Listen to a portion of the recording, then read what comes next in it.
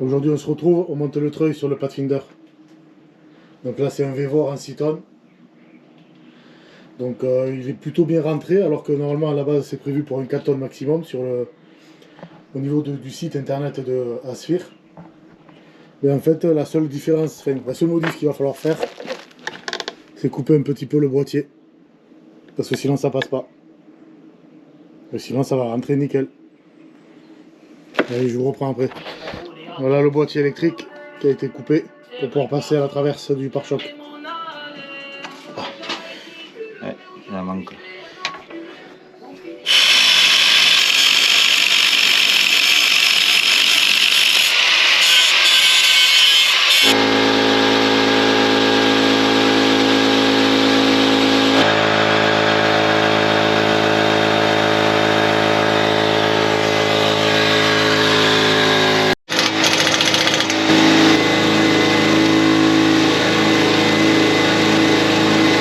Bon, mais tout compte fait, on a été obligé d'enlever complètement le boîtier parce qu'on ne pouvait pas mettre le pare-choc en place.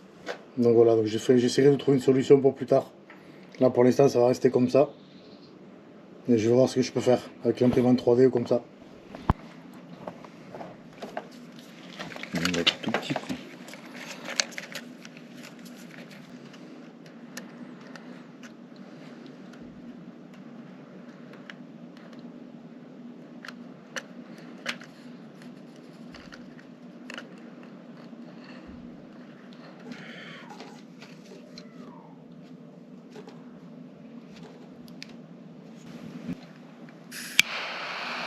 On peut tout faire carrément.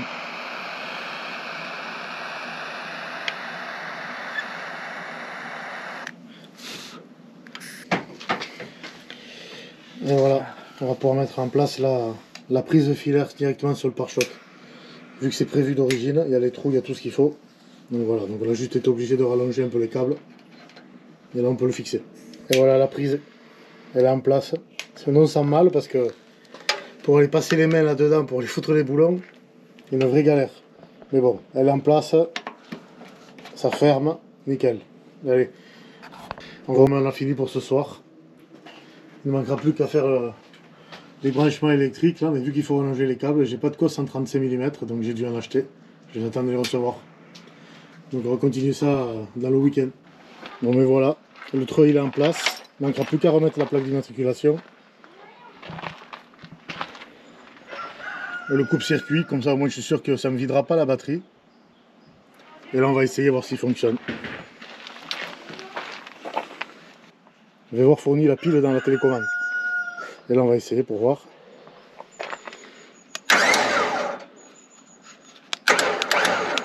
Ça marche, il fonctionne.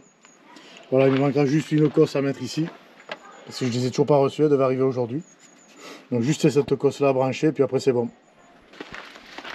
Et bonjour.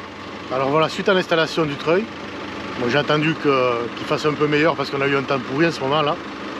Et du coup je vais essayer de me tracter avec le treuil en roue libre directement pour essayer de monter là. Je ne sais pas si vous le voyez dans la caméra, la petite butte qu'il y a là. Peut-être qu'on le voit mieux comme ça. Donc voilà, donc je vais m'attacher à un arbre et on va voir si ça le monte ou pas.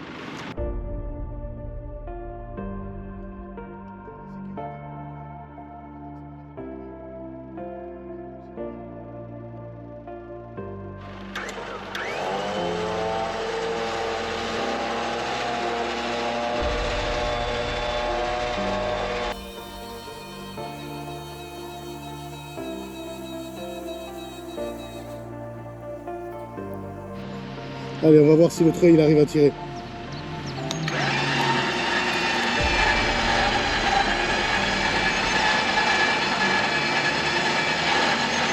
Allez, je vous reprends avec le téléphone, j'ai plus de batterie. J'espère que la qualité sera pas moindre.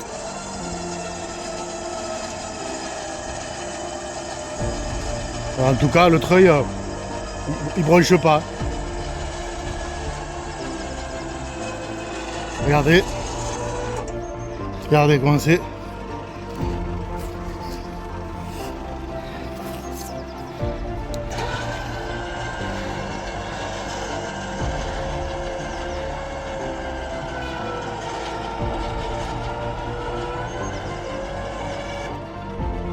Voilà, donc le treuil marche bien. Donc très content du treuil pour 200 € à peu près avec la promotion qu'on a vue grâce à Family Off-Road.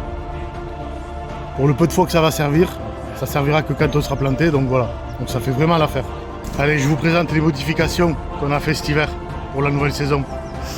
Donc on est passé, vous l'avez déjà vu dans le short. Et du coup on a mis la cuve et tout le système d'eau côté droit au lieu de la position centrale comme c'était avant. Donc là il y a la cuve de 77 litres avec la pompe intégrée, le bidon filtrant l'Ice Saver, le compresseur, les 3 nouvelles chaises Frontrunner que nous avons achetées qui prennent beaucoup moins de place que les Decathlon.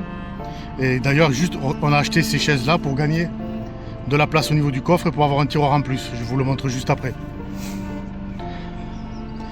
Et après la partie au-dessus avec la nappe de remplissage, le niveau, bon là il n'y a pas d'eau dedans, et le contrôle de la batterie au lithium qui fait 280 ampères, qui se trouve en partie basse sous le caisson. Donc voilà, comme je vous disais, le fait d'avoir enlevé les 3 chaises Decathlon, ça nous a permis de faire un tiroir en plus. Donc j'ai juste à décaler la jauge et tout qui était ici avant, là. Et du coup j'ai fait un support un peu plus petit pour l'allumage de la pompe et la sortie pour l'eau potable. Et du coup ça nous a permis de faire un tiroir en plus qu'on va se servir pour mettre les vêtements sûrement. Bon, j'ai pas encore mis la poignée parce que je l'ai pas. Là. Donc voilà, un tiroir de plus. Donc du rangement en plus grâce aux chaises Frontrunner. Donc c'est sûr qu'elles sont pas données, mais par contre au niveau taille elles sont très compactes, donc du coup ça nous permet de gagner de la place. Et du poids, parce qu'elles sont pas lourdes non plus. Bon, mais je vous remercie de regarder cette vidéo. Pensez à vous abonner et à liker. C'est très important pour le référencement de la chaîne sur YouTube, pour les algorithmes de YouTube. Donc c'est totalement gratuit, donc si vous voulez bien nous liker nos vidéos et vous abonner, ça nous ferait vraiment plaisir. Et sinon, on vous dit à bientôt pour nos prochaines aventures qui vont pas tarder à reprendre. Il nous manque une dernière modification à faire au niveau de la boule d'attelage, là ici. Je vais créer un support avec 2 ouvrants pour que d'un côté il y ait la roue de secours et de l'autre côté il va y avoir une caisse à alu comme je vous avais montré sur les publications sur nos réseaux. Une caisse à alu où dedans il y aura le nouveau chauffe-eau, enfin pas mal de rangements. Au revoir.